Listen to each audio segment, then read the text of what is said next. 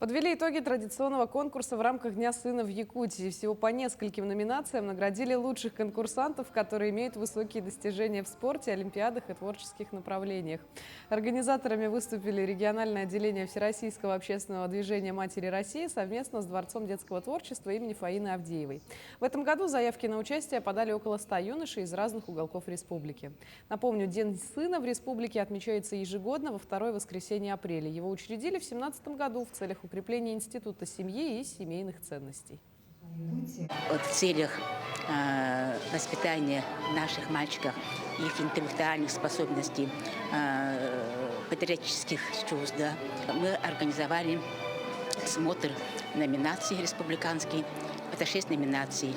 Интеллектуал года, первая номинация, спортсмен года, волонтер года, мастер золотые руки.